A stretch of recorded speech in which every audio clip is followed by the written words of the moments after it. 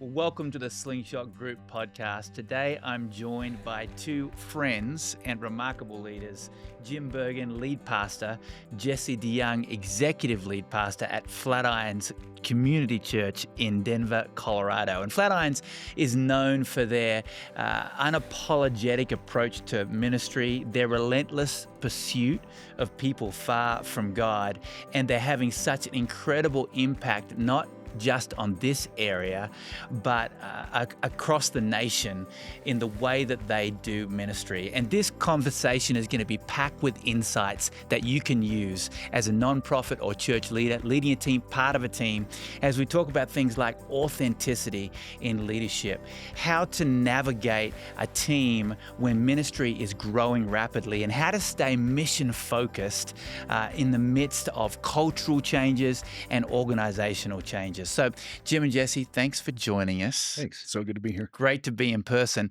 I want to start with some context. I've known of Flatirons and been connected to Flatirons 4 years. Jim, I remember when you came all those years ago. 2006. 2006. Yeah. And then I know that, Jim, you had Jesse in your student ministry years and years ago in Louisville, Kentucky. Now he's your executive lead pastor. Mm-hmm. Chat for a bit, the two of you, about how your relationship has changed over the years. And exactly the same. Well, and also, Jim, you do what we say at Slingshot to leaders to do all the time. Where possible, raise leadership from within. Mm-hmm. Talk about that specifically when it comes to Jesse and how you've done that in the team over the years. Oh, yeah. I think my first memories of Jesse were he was leading something, a coup, a revolt. Leaders lead. Leaders lead. That's something they lead, right? I remember spring break, I baptized him in the ocean at night. And he was like adamant about it. I'm like, there's sharks at night. And he's like, he called his dad. And hang on, there's no ocean in Kentucky. So Bible and Beach, which is our big spring break trip. Right. All right. So we were down in Destin, Florida, and like his mind was set. And so I was like, well, call your parents. And his dad was my leader on staff back at Southeast in Louisville, Brett, and tremendous leader too. And so, but all through that, all through youth ministry days, he was organizing, getting a bunch of young guys together and go, let's take on this. Let's everything from hospitality to Bible studies to things at school, things in the church, things at camp. We can't really mention most of them. Right. Youth ministries in the 90s were a wild time. It was a wild time, right? I always tell them, like, you can't do what we did in youth ministry. You'll go to jail. But he's always had that leadership gene. He's always been a learner, like devouring leadership books, and not in a selfish, like, I want to be better, so I'm the best, but just this hunger to continue to grow. Still has that today and pushes on me even to say, like, hey, take a look at this. He has to be careful because I'm like, I got stuff to do. He's like, you just read this. I'm like, okay. Like this past weekend, I was using a Venn diagram, and I tried to think back where I learned about Venn diagrams, and it's probably some leadership thing he made me watch or something like that. It worked. It's a great illustration, but like that's just his go-to, and yeah, he's always been like that. Not just in this like academic way, but it's like, okay, if that's true and that's true, then what about this? And I'm like, that's good. And so he's always been like, still is like that even today, and always trying to find like what's that other thing that can take us that other click, that other percentage, but not that it's bad, but like what's that last 5%? What's the last couple yards to get into the end zone? Yeah. He's always thinking like that. Jesse, I remember when you were a campus pastor, Mm-hmm. and there was some probably tough conversations in the early days that have shaped the leader that you are today. Sure. Talk a little bit about that development phase and your relationship with Jim over the years to what it is today. Yeah. I mean, it's a unique season, I think, for us to go from. I mean, Jim has been a mentor, all those years ago, a mentor, kind of in some different ways, a father figure, and then to move into a role where Jim's my leader, but at the same time, if anybody's going to like bring up an alternate viewpoint or maybe bring like the other side of something, it would be me. And so like, I think it's taken two things. It's taken some growth from me to just say like, hey, this this might not be what Jesse wants to say, but this is what the executive lead pastor should say. And so I've got to do what a good leader would do, not do what I feel like I want to do. And then it's taken a lot of openness in, I think there have been so many things that Jim has said, hey, I want to be involved in that. I feel like I should be involved in that, but actually I'm going to pull back to give you an opportunity to lead and establish yourself. And I really feel like when I first stepped into this role 4 years ago, Jim realized if Jim's at the table or if Jim comes to our all staff meeting, all eyes go to Jim. Is this important? Does this matter? And so Jim said, hey, I want to be there, but at the same time, it's important for Jesse and the team to be leading. And so I'm going to step back so that they can step out and lead. And so I just felt like that was really good leadership from Jim to say, like, I'm going to sacrifice this thing that, like, I feel, and here's the thing, it probably would have been better if Jim would have been there too. You know, like, I'm not going to lie. Like, if Jim would have been leading our staff meeting for some of those, it would have been better. But he said, hey, for the organization to grow, for Jesse to grow, and then for the people underneath him to be growing, I'm going to need to step up and kind of step out of this for a season so that he can grow into this. Yeah. It's interesting, as I've observed the two of you over the years, I've watched you, Jesse, lead up to Jim. But Jim, I've watched you call leadership out of Jesse very deliberately in front of friends. But talk a little bit about how you've worked through conflict. We don't often talk about that enough. What I love about Flatirons is you're such a real staff culture. How have you worked through the tough conversations and the conflict? Well, most of the times, well, but it's just like marriage. It's like, that one a good one. And what we learn from that. And so we're pretty quick to circle around, because I think it's just this, it's a fantasy to say every time you have a conflict, you're going to follow the agreements and we're going to follow this. But sometimes it just steps on your emotions. You just want to kind of punch back. Right. And then you realize, like, And so when that happens, though, I think our biggest learning is then it's almost a race to who can get back. I remember, I won't go specifics because You can. no, I still cry at night about it. But no, there was a point of tension that was going on, and that we were at a lead team retreat, and Jesse made a really, like, cutting comment, and it, like, hurt. I went, really? But I was like, this is not the place. And so that was on the end of the week. So we went through the weekend, we got back, and then we had our regular scheduled meeting. And before I could get it out, he was like, hey, can I talk about that? I went, oh yeah. Yeah, we're going to talk about that. And the honest thing was, so it's like this, when you got kids, right? So when you raise your kids, at first they just, like, there's a time when you walk on water, your kids think you walk on water, right? And then there's a time when they're like, question. But then there's a time, especially like when they're ready to, like, really flex their own leadership thing, you know, and they poke. And this is a growing leader, Right. trying to step into himself, right? And sometimes, this sounds so condescending, you're not an adolescent leader. He's a fantastic leader. But he's going to another level of leadership. There's no way you can turn off. If I was leading, I'd do it this way. You just can't turn it off. I remember, I won't say his name, but I was at a conference one time, and he says, it is impossible for a communicator to sit in an audience and listen to another communicator without being critical. Not in a negative sense, because you can't turn it off. It's what I do, right? It's like, oh, that's good. I wouldn't have said it that way, you know? And you're learning, right? And so as a young leader is watching an older, more mature leader, he's going like, all right. And sometimes we all have that. It's like, boy, I said that out loud, didn't I? In a tone that was really, like, pretty obvious, right? But, like, I did not think, Jesse's leading a revolt or something like that, but it did merit a conversation that would have festered. Right. And I think that in church world anyway, I was talking I got a friend from the gym. I finally got to start coming to church, and we were driving down. We were driving to the stock show yesterday, and I said, I understand why you don't go to church. The most hurtful, harmful things, mean things that have ever happened to me in my life are by Christians at church. And most of them were because of hypocrisy. And by that, here's not definitely theology, but one thing to your face and then another thing behind your back. And it was never resolved. It either just like, let's don't talk about it and pretend like it didn't happen, or it festers and then there's there's an event, right? We don't do that. Mhm. We're like, hey, Yep. we got to circle back around. We also have regularly, we call it couples counseling, 3 or 4 times a year. We sit down with Harv Powers, who Don't Me give too. him Me his too. name. He gets more expensive. He gets more business, and then we've built a wing on his house. Yeah. I've helped build the wing. Yeah. So no, Harv came to us at the beginning of my sabbatical back in 2019, Mhm. and that was just I was the first one to go see him, and then the elders started going to see him, and then the lead team started going to see him, and then it top to bottom we all need therapy, but we meet with him just to.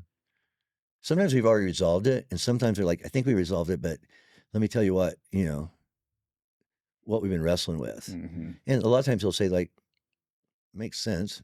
It's normal, and then it just helps us process it. And I think every marriage needs counseling Yep.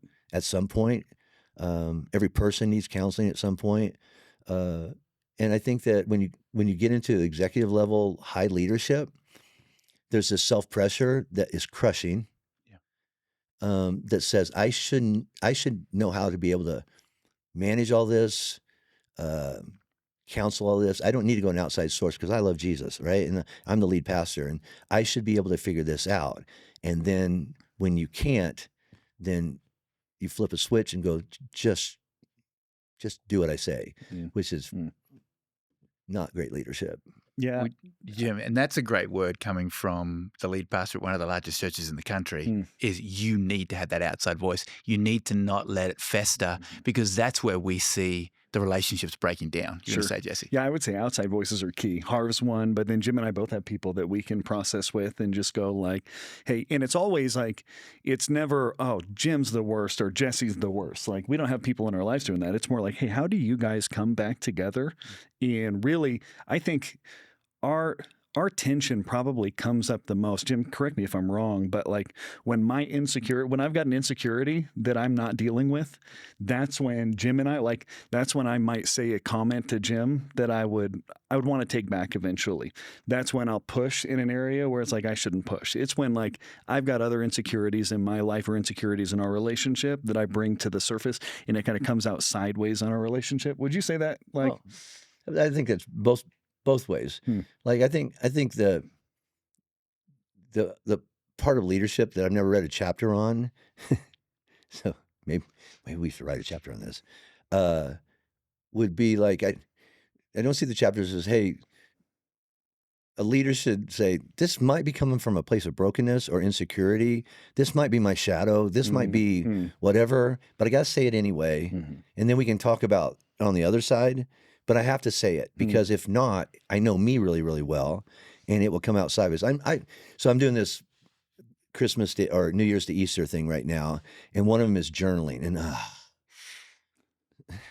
it's like I like to lead retreats. I don't like to go on retreats. I like to tell people that they should journal, but I've got 13 days in a row now going, and one of the things I wrote in there is because I'm really frustrated with somebody, and I said, don't go passive aggressive on him. Also, he's like 23 years old. Remember when you were 23 years old. And so I'm trying to keep that out in front of me. So, and my wife is saying, be nice to him. And so, but like with us, I think we have to be honest and go like, this is probably going to sound more than it is, but I'm going to say it. All right. So, and then the other thing, one of the best, I don't know where we learned this. I'm going to say I made it up because really you probably did. Help me understand, as opposed to why in the world would you do this? But the phrase "help me understand," like help me understand how you could be so dumb. That's not where we're going. But like help me understand. Like, so we had this agreement, yet this happened. What changed? There's probably a reason. Yeah. I don't see it from where I am right now. So I'm asking, help me see that, as opposed to you're wrong. Because you might be wrong, but if anybody walks in the room and starts with, you screwed up, here come my defenses. Sure. And as the leader, it's like, you can't tell me I'm right. And the truth is, I've been wrong several times. Well, that's a tool we can all use, Jim, in our team relationships. I mean, questions unlock information, statements stop conversations. Yeah. And so for you to start with, can you help me understand? That unlocks information. That's really helpful. You mentioned sabbatical. I didn't mean to. Flatirons has probably the most robust sabbatical policy I have seen in any organization we work with, and we've worked with a lot. Why? So 2018, 19, everything I talked about throwing the whole place on your back, feeling that panic, you got to keep it up. You know, everything has to go up and to the right. Numbers got to go up, you know, nickels and noses up and to the right, everything. And it did for a long time at a crazy rate. And then it kind of plateaued. And then, you know, Harvey even gave me the dark side of leadership. This question is, I think everybody's thinking, we hitched ourselves to the 25% a year growth person, and now it's not doing, what's wrong with you? And like, I'll show you, you know? And so I was operating in a panic. I piled in, I didn't need advice. There were bodies everywhere. Cause I was so afraid of failing or people like thinking I'm a failure, and that's rooted in all kinds of counseling. It goes back. That's another podcast, Tim. But Love to do it. Probably when I start drinking again, because I'm not drinking right now at all. That should be a good podcast, but probably need to edit that out. I'm sorry, but now we won't. Yeah, it kind of came to a head, right? But we had a culture where all blame gets pushed up. This is the weird thing. Every leader that's listening is going to understand this, all right? And it goes like this: is everything at church or your nonprofit goes great, who gets all the credit and glory? God. If things go wrong, who gets to blame? Not God, right? I mean, I just did a whole sermon this past weekend on the will of God, and if it's the will of God, it'll be easy, and it'll be happy, and it'll be fun, and God will change everybody's mind to agree and stuff like that. It's like, what universe are you in, right? So it's like I don't know. Blame is all pushed up, and I take it. It must be my fault, and I blew up one time in a staff meeting. Oh, it was brutal, right before Easter. And I worked the room, followed by our biggest Easter ever, which just fed the beast. See, right? Jesse's the only person in all of that season to stop by my office and go, hey, and he's like, I think you're probably crying a little bit. Sure, probably. Yeah. It's okay. I was really sad about what I had seen my leader become, Jim, Yeah, that's what he says. Like, this isn't the leader I know. Yeah. Like what was that? And that's the only person, right? And then a few weeks later, I get an email from the elders like, hey, can we meet you tomorrow right after Memorial Day? And I get to my conference room, and I'm the first one there. And then here come the elders, here come the lead team. They all have envelopes and plane tickets. I've seen the show Intervention. I know what's coming, right? But I look back and like not one person, I cannot recall one person saying, I'm worried about you. I don't remember anyone saying you're not healthy. This is toxic. This is, we're really afraid for you or what, except him. And here's the thing is, I don't know I would have listened, because when you're spinning out in a panic, right? It's like, well, nobody understands. Well, no, like I quoted our care pastor, Lisa, who says, I don't counsel drunk people because their minds are somewhere else. I'll pray with them. I'll listen to them, right? But we're not going to make any big decisions right there. So I was addicted to panic at that point. So that's the only voice I could hear. So I don't know if I would have listened, but it would have been nice to point back at 5 or 6, like, hey, remember we tried to tell you there? Oh, yeah. So we waited too long, and then we did it wrong. If we could write a book, if Flatirons and the elders could write a book, how not to put someone on sabbatical, we know how to do that, right? Because it was traumatic. Like, I think we were talking ahead of time. Like, I built a stone wall up at my cabin. It took like all 6 months, and the first 2 months are just anger and bitterness. Like, oh, I know where to hide bodies. I know what I'll say when I walk in there. Blah blah blah. Then the middle 2 months were like, okay, I got to do my work. It's like crucifixion, burial, and then resurrection and we learned a lot from that. Why isn't the wall done yet? You told me that too. It didn't seem as important because I could go back to that just got me. I probably do need to finish it just to bring some closure to it. Wow. But wow, that was an ambush. It's what you do, isn't it? Yeah. Well, I love what you said to me beforehand. You said, and the last part of the wall was grace, and that's why it's not finished yet. Yeah. It's ongoing. Yeah. So we learned a lot from that is like Mm-hmm. sabbatical in most of church world is a slow firing. Mm. There were podcasts out there, over-unders on what Jim did. Mm. Is he coming back? Is he not coming back? I mean, it was the fodder of so much, you know? And my elders were really honest with me the whole time is like, hey, we need you to rest, get some counseling, be by yourself, disconnect from this place, and so that you can come back. Every time they talked to me, it was so that you can come back. Like most leaders don't get that. It's just a slow fade away. Whatever happened to him? Yeah, you know, it was always so that I could come back. And so at any point, if I would have stopped, you know, submitting to their leadership, and then it would have been like, okay, you're making a decision now. I never felt released. I didn't know how I'd come back.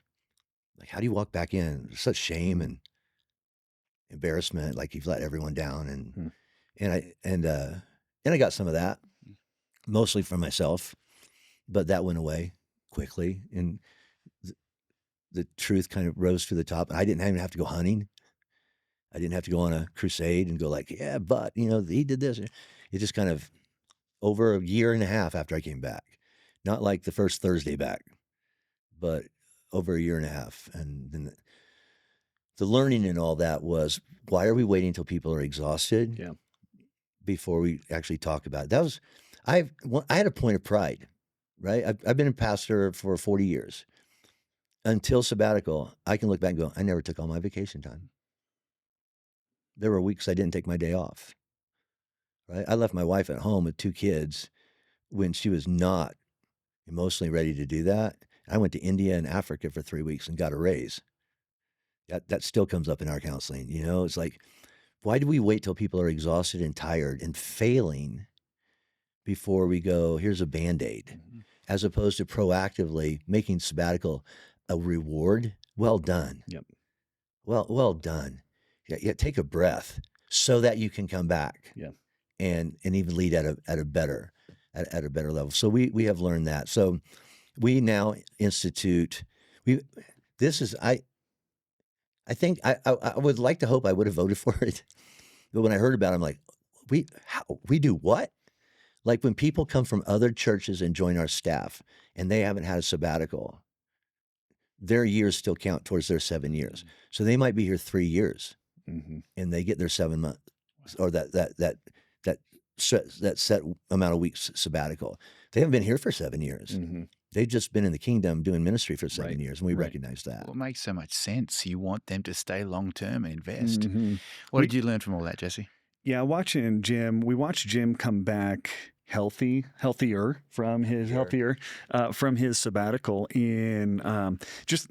We talk about liminal space as this in-between time where you really get some time to think about things. And most of us have switched jobs. And when you think back to like the job that you came from, you're always thinking about, I would have done this differently. Oh man, I would have done this differently. And so sabbatical gives us an opportunity to harvest that learning. For me, when I went on a 3-month sabbatical, I got to come back and say, I want to lead differently because I was able to be in that liminal space and look back. And we find that like our people come back recharged, refocus, but then sabbatical for us has brought clarity to say, no, I think that this next season of my leadership needs to be around this. And that has led to some people on our team saying, hey, this is not the right fit for me, or this is not the right role for me. But at the same time, it's led to a lot of people saying, I need to double down on getting more effective. I need to change some relationships that I have with people. I need to work differently. And so what we've seen, I think we've been running the policy for 4 years, and we've seen by and large people come back from sabbatical, recharged, ready to go, and like much more effective in their roles because they've had a season to rest and reflect. Yeah. It's really interesting because you both had very different experiences of sabbatical personally. Jim, you were put on sabbatical. Jesus, jail. Yeah. And then Jesse, you took sabbatical. Sure. He was given it. It was given. So one was, do you understand? It's like the language around that is good. like you're given a gift. Yeah. You can be given a prison sentence too. There's just a nuance in it going like, one is like, we're trying to fix somebody or someone we're trying to invest in somebody. Yeah. And so we've taken taken the stance of how can we invest Yeah. and recharge so that they can lead at a better level. The other thing that sabbatical reveals is your team healthy? Sure. Because if Mhm. you're gonna step away for a month, 2 months, 3 months, and your team falls apart, Mhm. as a leader, you go like, yeah, they need me, right? It's like whenever I retire from this place, if it falls apart, that's not a badge of honor of Mhm. my good leadership. It's like I think I built this thing on the wrong thing. Man. Does that make sense? Yeah, And so a lot of people have come back from sabbatical and their teams are actually functioning better. Mm.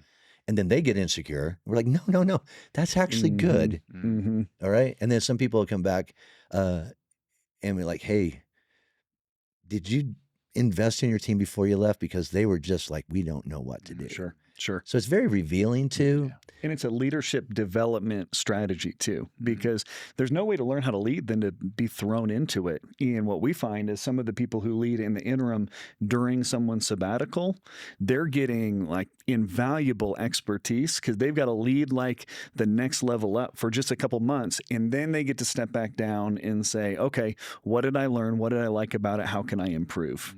It's so valuable to us that, so if you're on a 2-month sabbatical, right, we're going to pay you. Mm-hmm. Right? Mm-hmm. Then we're going to take another month and just put it on top of it Yep.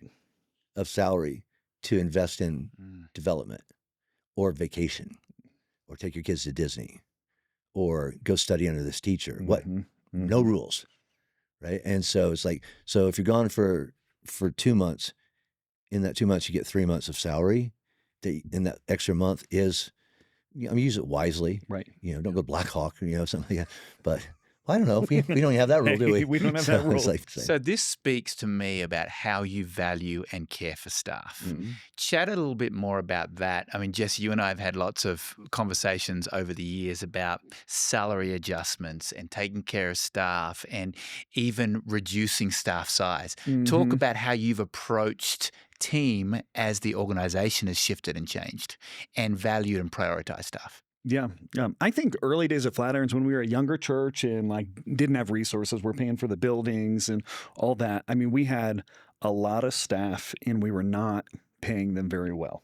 Right? Wouldn't you say so? Yeah. Like they were living in Colorado, high expense of living, and everybody's just wondering, like, what do I have to make to own a house? And what we realized really during COVID and then shortly thereafter was, I think we'll be better and it'd be more suited to Jim's leadership, my leadership too, if we had the right 100 people who were getting paid to where they can stay for a few more years compared to if we've got 180 people who are all like finding 6 or 7 side hustles to try to make ends meet. And so we had a process where we reduced the staff down from about 180 to 100, extremely painful. A lot of prayer, a lot of sleepless nights went into that. But what came out of was we've got a staff who's aligned. They love our culture. They agree with our strategy. So they're like, hey, I mean, I think that we had people in the old season, 1 or 2 who might have said like, hey, Jim might be my boss, but he's not my pastor. And it's like,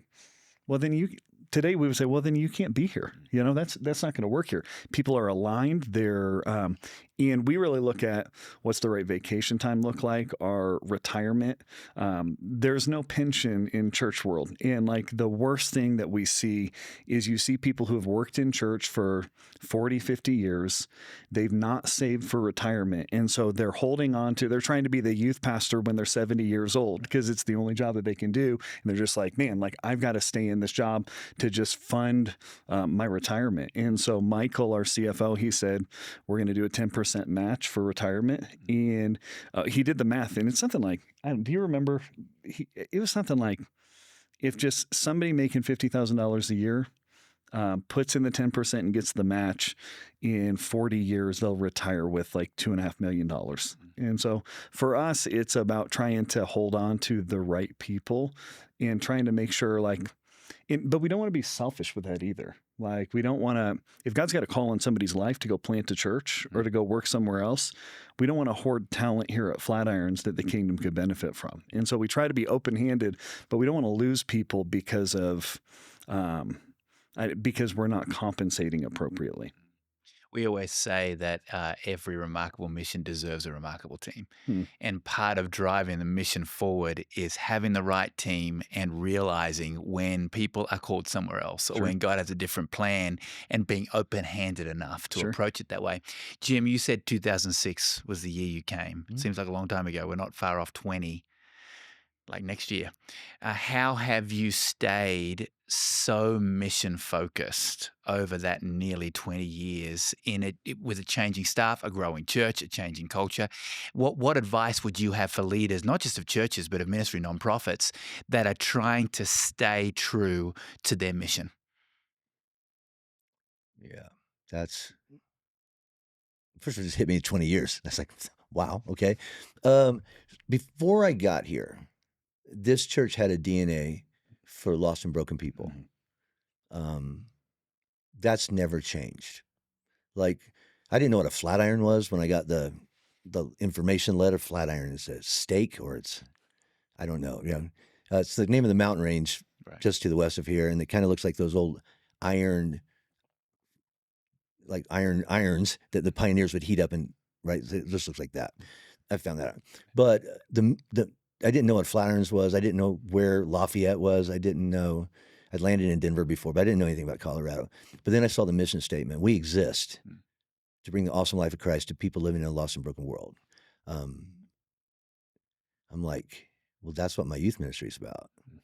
And so when I came out here, because big church, I made a deal with God in college, like, hey, I'll talk about real stuff and real. I didn't want to be a pastor. Like, I was going to be an orthodontist because my orthodontist drove 2 Porsches and we were on government cheese. And like, I was talking about not preparing for life after ministry. My dad passed away living in my grandparents' house, and my mom just passed away last year living in my sister's house. And they just said, that's just church work, you know? And it's like, I understand that. None of us got in this to get money, but I do want my kids to eat and sleep indoors and maybe go to college. But I have to get back to this question. But the DNA of this place has always been lost and broken people. And when Robin and I visited out here, we tell this story all the time. It's like we walk in the lobby of it was a feed store. It's a Jack's store now, which is a farm store. And there was a pillar every 10 feet. You know, the eyesight lines were, the carpet was stained. After we got here, the toilets would back up every holiday. We had to send people to Taco Bell, which made the sewage worse, if do that math. But anyway, I mean, so it was just horrible, right? There was a spiritual buzz. And I can't explain it more than that. But I remember after Rob and I sat through his service, we said, if they don't hire us, we should move here to be a part of this.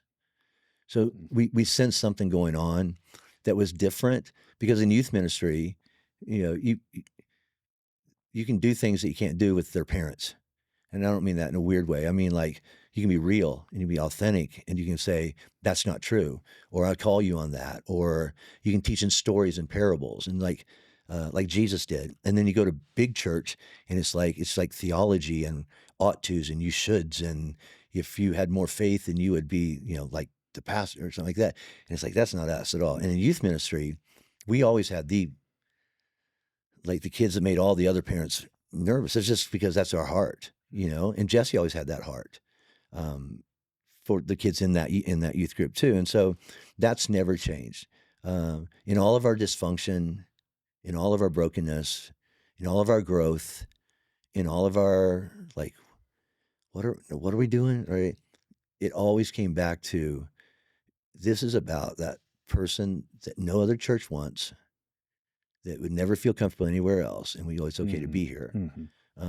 We say this all the time, that we want the number one question to be asked of Flatirons, which in my Bible said the number one most frequently asked question of Jesus in the gospel had nothing to do with, is this a sin, or who's going to heaven, or, you know, is it right to do this, whatever that. He was asked those questions.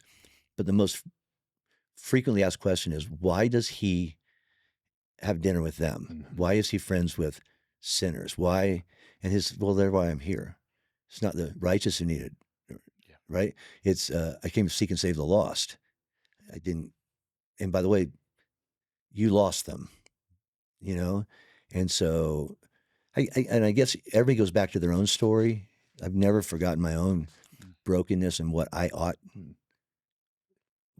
to get from God, and it's not mercy, and it's not grace. It's what I deserve, and so I'm always looking for that, especially that man who has told himself, because he's been told by a lot of other people, that what God said is true and possible for him, it's probably not true and possible for him anymore.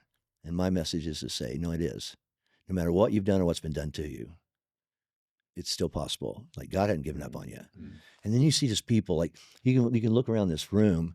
We're in the back of our auditorium, by the way, and you can see people start like this, and then as pastors and teachers, we get the best seat in the house because we see that drop. And then we see that leaning forward, and then we see that head on her shoulder. And then you're like, okay, there's the Holy Spirit doing what only he can do. I think we've always kept our eye on that ball. Yeah.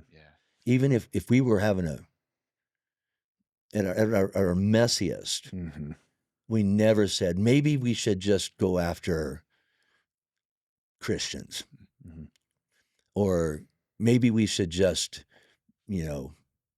clean up our, you know what I mean? That, like, just be like everybody else. And we're not going to be like everyone else. The one thing we are trying to do that I have not found a good church example of is, well, there's two things. One is everybody calls us seeker church, right? Or a discipleship church. And I'm like, why do you have to choose? Because most people go like, we're a deep church. We're a Bible church. We're like, well, we care about the lost and broken. It's like, if you're a deep Bible church, you better care about the lost and broken, right? And so it's not, why is it either or? And so we're trying to figure out, you find me a church, and if so, I'm going to go talk to them, right? We really care about lost and broken people and spiritual formation. We want to talk about the brokenness from this weekend, and Dallas Willard says this, or Tim Keller says this, and you put them in there. Like I spent 9 months teaching through the first 11 chapters of the Bible. You ever heard a sermon on the sons of God coming down and having sex with the daughters of men? It's like, and my staff was like, you can't, what are seekers going to be? What are non-believers going to be like? I don't know. We had record baptisms about a month later because they're like, I sense darkness. I don't have language for it, but I sense darkness. Do you ever feel like your family's under a spiritual attack? I've never been to church in my life, but yeah. Sure. Right? It's like, it's just that connection, but we're always, I'm going to go back to the farm after a while. I'm going to sit down and I'm going to start writing part 2 of the message from this past week. It's already in my head, but I'm thinking about somebody. And I go to the gym with him, or I hunt ducks with him or whatever that is. Or I talked to him this past week in the lobby, or he came up to me at the gym yesterday morning and said, hey, your men's retreat, that's why I'm alive. I went, and he goes, no, not figuratively, literally. I had a plan. And I'm like, oh, gosh. Yeah. I love, Jim, how you've stayed focused on that mission relentlessly, and nonprofits have grown out of Flatirons, and you see you relating one-on-one. But not only that, I've seen how you've invested in other church leaders around the country, and your work with the Herd now. With your expanding ministry, Jesse, how do you continue to keep that mission flushed through the organization, and how has your leadership changed in the midst of that? I think when it comes to the mission, like, it's just hard to imagine Flatirons doing anything else than running after lost and broken people. And so, like, that's something that I think if you're at one of our staff devos and people are telling stories, they're telling stories about the gal who comes down front at our Denver campus and puts her needles down there and says, I've got to give this up. And so it's not the stories of like, oh man, like, super Christian over here got a little bit more Christian and started another thing. It's like, no, like, these are really broken people with messed up stories. And like, we know everybody who's a part of Flatirons is not like fully lost and broken and does not know what in the world they're doing.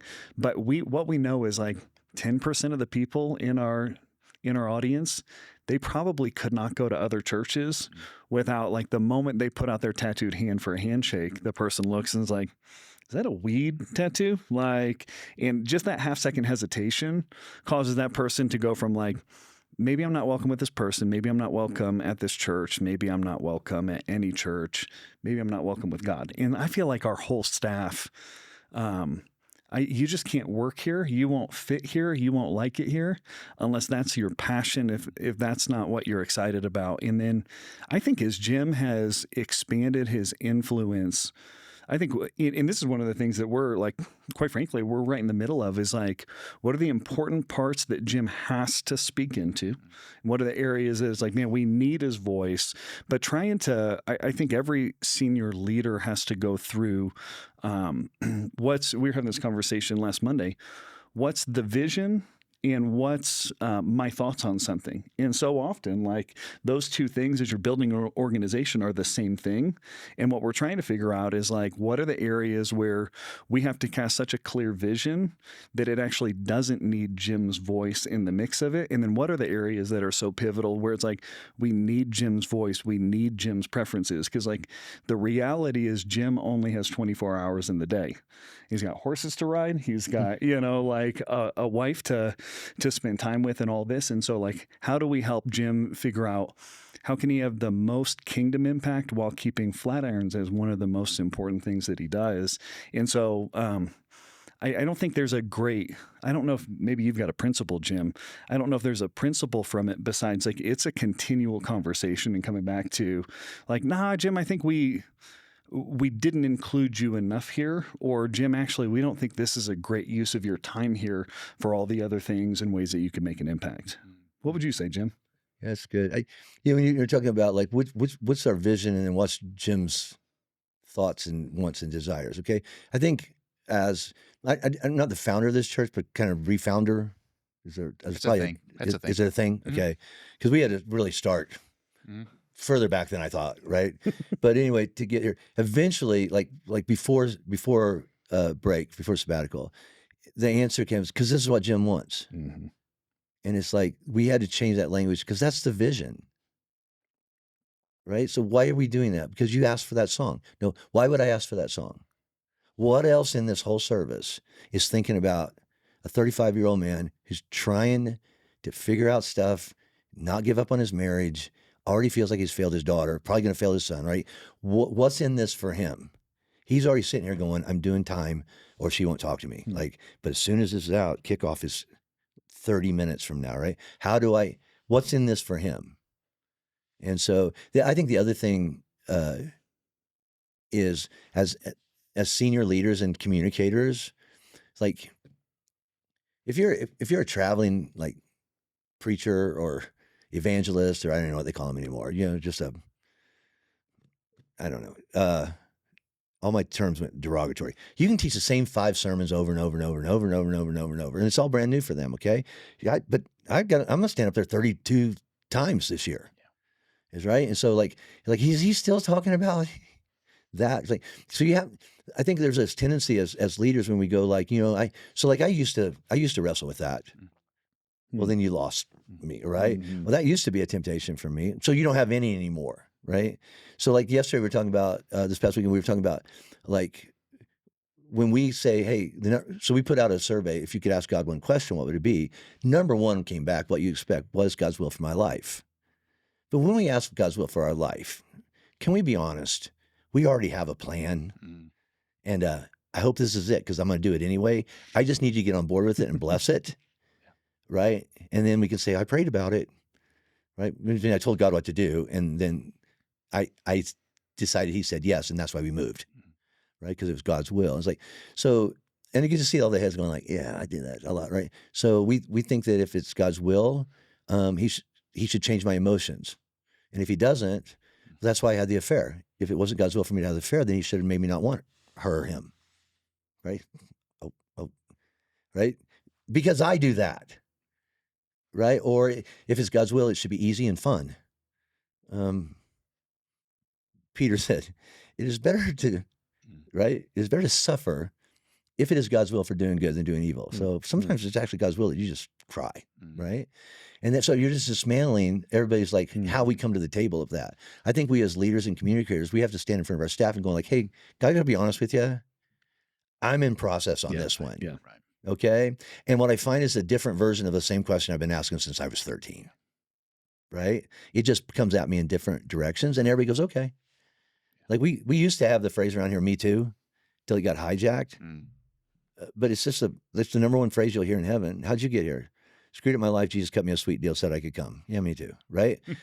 And that was on a t-shirt. Then we had to throw those away because of hashtags, and I'm not minimizing that at all. But I I don't know. We just try to keep our eye on the ball. Mm-hmm. And like I remember, so Jesse's always saying like, "Hey, coach me as a teacher, right?" And he's growing as a teacher, right? And so there's that last bit. Like I'm gonna share a little bit of the Romans 8 thing. Sure. Is that right? Yeah. Okay. I'm really good at telling other people's stories. I've announced like 2 of his kids' birth before anybody knew. You know, Kara's pregnant. Like, she's not right now, by the way. No, not right now. Hopefully not. But Jesse taught on Romans 8 how the Spirit like intercedes, it groans, and the Spirit will do that for us. And so later, we're like looking at that sermon, and I said, Jesse, it was very informational. It wasn't really inspirational. And he's like, "What do you mean?" I went, "Let's go back to that verse. Is there ever a time when you've ever like didn't have words and you just groaned?" He's like, I said, "I got one right there in that chair several months ago. He came back from the eye doctor because he was seeing double. And they say, "Hey, we want to do a brain scan." And all he heard was, "You have brain cancer like your dad died of. Yep. And that'll put you back in your couch." And he just rehearsed the last years of his dad's life. And it was groaning. And I went, there you go. Right? That's your story. I don't care if you've been a Christian 50 years or 5 minutes. Everybody in the room goes like, it's that take your breath moment. Like we have to go there. When you say we're raw and real or authentic, that's what I'm talking about. It's like sometimes I look at God and went, I know what you want. The answer is no. In Jesus' name, amen. And everybody in this room has prayed that prayer. You know, I'm not saying it's right or good.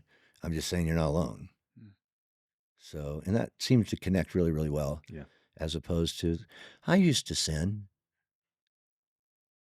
Yeah. I remember when I spent time with your leadership team up at your cabin gym. It was a retreat time. You invited me up, and we did an exercise which we call the 6 sketch storyboard, where we talk about the impressionable moments in our lives, and listening to each of you share your stories and the depths of the stories was You get uncomfortable? profound. But the way you shared it and the way I've learnt with our team working with this team in staffing, you say, oh no, it's better that somebody has a story and that they're aware of their story and that they've faced their brokenness. There's power on your team with that authenticity, and it just shows everywhere. We could talk for a whole other hour about this, but I'm going to wind us up with this question, and I'll start with you, Jesse. What is God teaching you in this season that's shaping you as a future leader? For me in this moment right now, it's just simple. It's like my primary ministry is my home.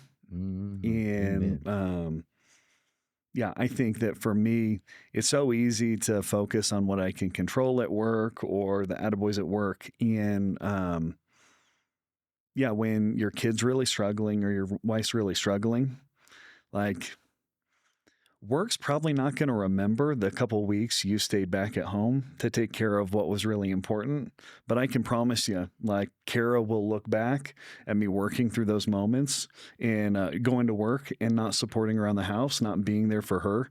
And we'll talk about that in counseling for years and years and years. And so right now, I think that I think he's revealing some misplaced priorities and probably some imposter syndrome for me of going, I've got to prove some things at work.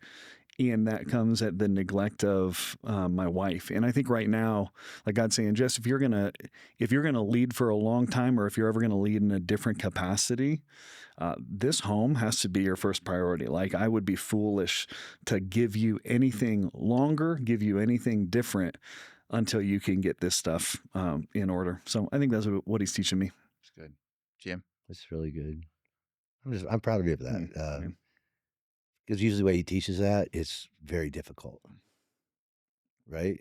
Because we won't pay attention otherwise. And I'm listening because I know some of the story, like, and I look back going like, yeah, I've been married to bipolar for 40 years, you know? So it's like, there's no bow on that story, you know, it's ongoing. It's like, it's that thorn. Robin's prayed for that thorn. Please take it away more than 3 times.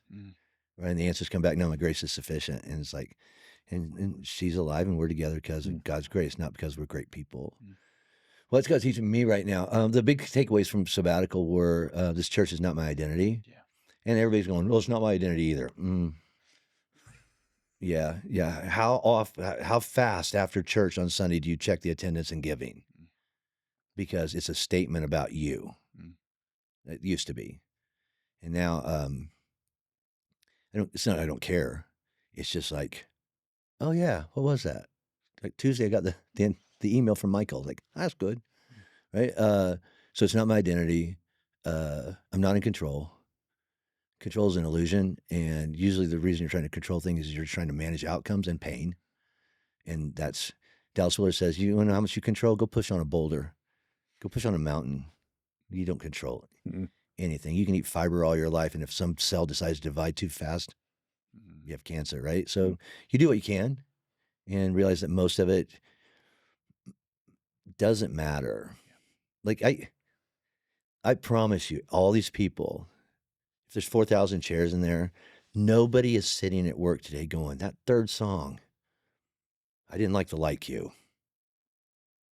Now there's some small groups going, it was too loud, something like that. But they're not discussing anything that, I'm not saying that the music and the lyrics and the lights and the fog, whatever that is, I'm not saying it's not important. There's just other things more important that we need to pay attention to. That's one I want to lean into. The rest is out of my control, right? But this is it. I can control self. I can control where I put my eyes. I can control what I set my mind on, and then what my mind's set on, my body does. So I have that. I can control my choice to spend time with Robin or come to work. Like when I first got back from sabbatical, I had to leave the Christmas party early because Robin had a migraine and she was going to puke in the middle of the first Christmas party back. And I was supposed to give a speech. And I looked at his predecessor and I went, hey, I got to go. So we were in a conversation later that week and kind of said like, that probably cost you. And I went, hey, listen, I have chosen this church so many times, wrongly chosen this church so many times over my wife. Every once in a while, if I wrongly choose my wife over this church, I'm fine. And the person was like, okay, it's like, you're right. It's like, it's a balance. But she knows I'll choose her. So there's that. And the other thing is, at the end of the day, the most important thing is Jesus and Robin. Everybody else goes away. They're supposed to. If they don't go away, then, right? And so those are the two relationships I neglect the most because they'll understand, right? They're like Robin's like, I can't compete with Jesus. He cares about lost and broken people. So he's going to go have another breakfast with a bunch of guys, right? Like, and she's like, I just would like you to have breakfast with me. Okay. Because if I don't, I have nothing to say to those guys. Right. So, and the other thing is like, when you put all that together, I have more margin in my life than I've ever had. I had to go into counseling about feeling guilt about having margin in my life. I don't write well in an office. Like I've written in sermons in offices and then somebody will go like, hey, you got 5 minutes, which we all know. And then there's science that says, hey, once your brain goes down the thing, if it gets interrupted, you have to start over. So I study really great in a truck. I write sermons in a truck, mowing, riding. Yeah, that's where I hear from God best. And I don't know how many illustrations I've said. I was driving down Highway 7. Like I don't know, God speaks to me on Highway 7 or something like that. He doesn't speak to me as well in an office where there's a whole bunch of noise out there. And then I'm mad at them for making noise because I'm trying to listen to Jesus. Like, just go to your barn or just go to your, whatever that is. And so I have a lot of margin in my life. Like, this is Monday. And like, I don't normally I'm just doing it because I love you. Thanks, Jim. You're Love welcome. you too, mate. All right. But then I'm going to go back and, Jesse said, when are you writing your sermon? I went, well, I don't know. What I'm going to go home right now is get ready for a really cold weekend that's coming this way, right? And then what are you going to do tomorrow? Well, we'll float it up, but I'm not sweating it. Yeah. There's used to like everybody get out of his way till his sermon's done. It's like now I have so much margin in my life, and I'm not saying I'm not available or I'm lazy or I don't do my job. It's like they all know when we give him space to hear from God, he does that. Yeah. Right? And it's like, I think that we as leaders sometimes go like, we have an endless supply of this tank that we just hit a button, he's going to give us a sermon. And then you push the button. It's like, what's wrong? And it's like, guys, we haven't talked in a while. Yeah. So you're going to stand up there and say, this is what I said. And they'll believe you. And we haven't had a conversation other than, hey, fix this and get this out of my way and bless my plan. It's like, yeah, I ran into that. And so I spent a really rich time with Jesus. It's just not at church and in the office. And because of that, then I spend great time with him. Yeah. And then I can breeze into, and he's assembled a great lead team. And I know I'm the boss, and I can walk into a room and change everything. And how foolish would that be, right? So I have total trust. We had a conversation this past week because we had a lead team retreat in my basement at the farm, and we realized that I need more time with those lead team people. Mm-hmm. And they were like, will that be disloyal to Jesse? And I was like, Jesse? He's like, no, no. Otherwise he has to be the whole staff doesn't have that, mm-hmm. but there's some key roles. Mm. Like, how are the campus pastors the pastor represents Christ to the bride, right? At a certain level, right? We're not gonna get into all that, but anyway, or at least let's just dumb it down a little bit, okay? They represent leadership and me at the local campus level. Can we say that? But they don't know what I'm thinking, right? They don't know where I'm going. They don't know what I'm feeling. They don't know what I'm sensing. They're just like, they're learning it like everybody else. And so we learned that I've got to spend time with campus pastors. Mm-hmm. I want to know what they're wrestling with, right? What their marriages are like, what they're praying through. So I visited 2 campuses, and I didn't sit through any services, but I ended up in the parking lot with both campus pastors. And we didn't talk about church. We talked about family. Mm-hmm. And I got text messages from both of them going, thank you. Right? I didn't go down and go, your carpet's wrong and your volume, right? So I'm getting more involved in very, very specific areas that the combination is need my voice, and I'd love to speak into that. Mm. And then I hold other things loosely. Last thing I would say this is, and he's reminded me of this so many times. I'm like, I'm just Jim. When I walk down a hallway and say hi to somebody, it makes their day. And when I walk down a hallway and don't speak to them, they have counseling. Mm-hmm. Like I stopped by a kids ministry room the other day and went, hey, I don't know y'all. And I just sat down, what do you do? What do you do? What do you do? What do you do? And when I left, they were in tears of joy. I'm like, what? And then somebody else would come in and go like, hey, so I won't say her name. You walked by her in the hall and didn't speak to her. And she thinks you hate her. I'm like, so this past weekend, because we're doing construction in our kids ministry, I just tried to hit every room going, thank you, thank you, thank you. And then I stood up here and said, hey, parents, tell them thank you. She's 14 years old. She spent 20 hours getting your room ready this week. Don't yell at her. You don't yell at the Chick-fil-A girl. You don't yell at our kids ministry. It's a sin, right? And then I got all these text messages going, 10 people told me thank you. Mm-hmm. So I think we have to realize that our voice leveraged the right way or withheld the wrong way means more than we want to admit. Mm-hmm. And that's not arrogance. It's just true, right?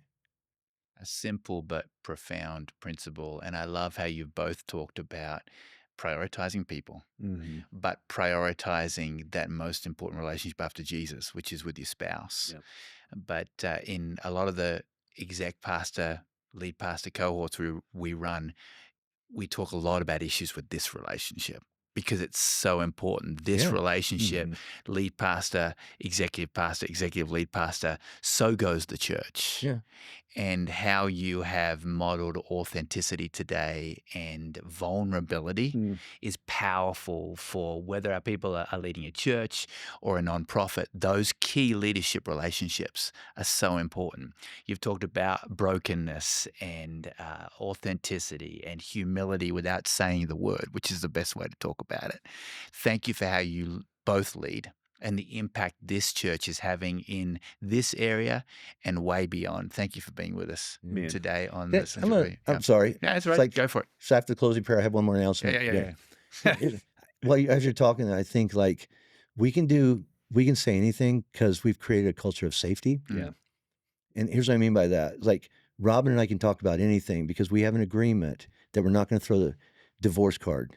We're not even going to present it as an option because once you do, it's an ultimatum. Hey, if you don't get on board with my plan, there's an option, right? We have never threatened each other or felt threatened by the other of, dude, I'll leave or I'll fire you. That's not. Now, once you have that safe zone, now you go, all right, we're going to go there because it's safe enough to do it. But I'm not going to bring it up if I think this is going to cost me my job.